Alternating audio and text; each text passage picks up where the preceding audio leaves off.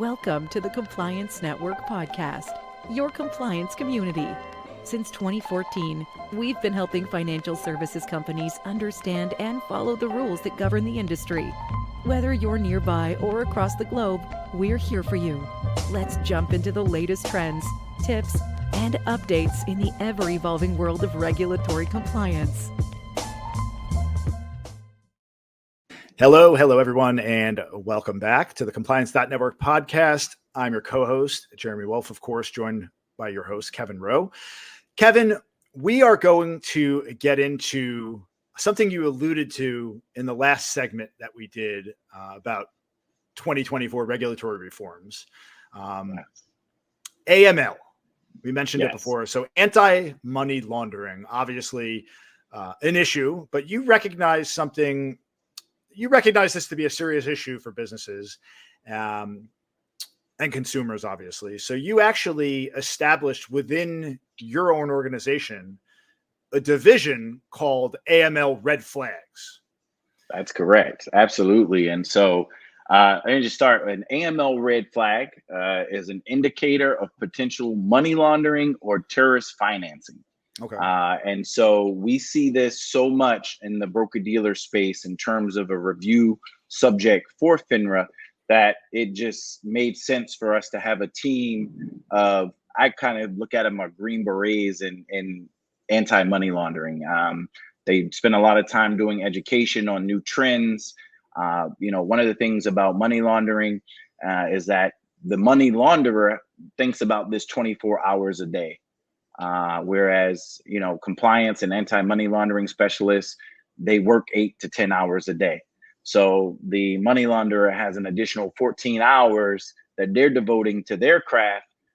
So our team has to ensure that we're staying up on the latest and greatest, if you will, schemes and themes and patterns to anti-money laundering compliance. So how was that idea born essentially? How was that idea born essentially within the organization? What brought you to the point where you said, look, I think we should dedicate resources within the firm and create an actual division specifically to address these issues? When did that happen for you, and what was the impetus for it? I believe it was in January of 2023. Okay. It was something that had always been kind of there. It was just a matter of seeing the opportunity to do it. And I believe what really drove that was the talent that we were able to acquire internally and their understanding. We have a gentleman that works with us that comes from a solid anti-money, who's vice president at one of the big banks in anti-money laundering. And I thought he would be perfect to help lead that group to assist all of our clients. And then also keep in mind that anti-money laundering is a very broad subject. You have other acronyms in that group like KYC, which is know your customer, which is a requirement for the broker dealer to understand and know their customer. What are your patterns? Do you trade? Do you just move money? Do you buy bonds? Do you buy equities and options? And then also where your money comes from is a big deal. So the source of funds, the source of income. You don't want to have someone that works at a local service company, maybe let's just say it, a hamburger place or something, and they're claiming to make $250,000 a year, but they maybe don't have the title or role for that type of income. So those are what we would call indicators of potential money laundering. Got it. A lot of things to consider when it comes to that. What are some of the current challenges in AML programs that firms need to address in 2024? I would say the biggest challenge is continuous updating of information.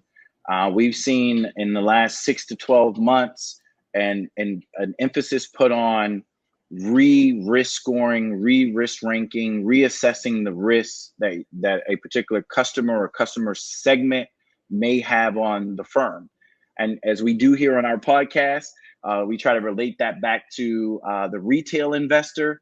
The retail investor in this case, it's important for there to be laws and rules against money laundering and terrorist financing, because we don't want our financial system to be used to hurt us, like we saw with the unfortunate events of September 11th. Yeah. Another case of interest, Wells Fargo Advisors. It was related to, again, I won't go into the FINRA case number. We could reference that down in the link below. What were some of the, well, first of all, explain that case if you could, the Wells Fargo Advisors FINRA case related to the AML program. And maybe talk a little bit about what some of the major failures were in their AML program. Sure. I would definitely say that I know this is one of our first segments or third segment at this point, but one of the things that you're going to get a recurring theme of is supervision and documentation and awareness. Those are the keys in the compliance world. So in this particular case, Wells Fargo, they were sanctioned by FINRA for basically not monitoring high-risk transactions. High-risk transactions in this case could have been involving clients from sanctioned countries. So I know that most recently we heard about maybe the Russians are being added to this the U.S. sanctions list. So a sanctions list is basically a government list that explains to everyone in business in that country the limitations or the prohibitions of doing business with either particular countries, individuals, or I guess individuals that they're allowed to do business with that may be from a certain country. So in this particular case, we saw sanctions most recently with Russia against some of their oligarchs. And so in those particular scenarios, those sanctioned countries, firms have to have a lot of due diligence done if they're even able to do business with them, and they have to monitor the risks. And that's what JP Morgan neither admitted or denied happening, but that's what FINRA found cause for their examination. Now, I think this should sound obvious, but I think businesses get set in their ways.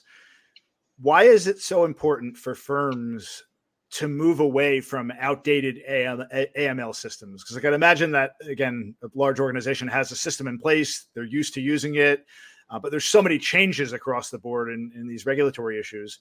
Why is it important for them to move away from those systems and implement new systems that are, encompassing some of this new legislation and new regulatory changes? Yeah, the threat changes. If you're attempting to launder money or to terrorist finance, you probably run into quite a few obstacles because of the laws that we have here in the United States. So as you run into those obstacles, there's obviously a need for the money launderer or terrorist financer to find new ways to incorporate or move money from jurisdiction to jurisdiction. So just as their practices are changing, our programs have to keep pace so that we don't fall behind and inadvertently allow for money to be laundered through our financial system. So that is really important to protecting the confidence in our market for our retail investor population that, don't want to launder money. They want to, return on investment. How can a risk-based approach improve the effectiveness of AML programs? Yeah, we're going to see a lot of news coming out around this particular subject in terms of the risk assessment. Okay, so you have FinCEN, who is coming out with some new requirements, and it starts at the risk assessment level. And FinCEN is the Financial Crimes Enforcement Network, a bureau of the U.S. Department of the Treasury that combats financial crimes and money laundering. So they are kind of the rule setters here, and they're going to change this thing up where broker-dealers have to focus on the risk assessment. And looking at your risk assessment is going to be crucial for anyone that's doing your independent AML exam each year, because this is an element that all regulators are going to want to know. How did you reach the level of resources based on the risk that you have for money laundering or terrorist financing? So the risk program tells us, what percentage of clients we have in high risk jurisdictions, the frequency that particular client, whether we knew that client was going to send 17 wires in a 3-month period or not. And if we did know, or if the client did tell us, why did that happen?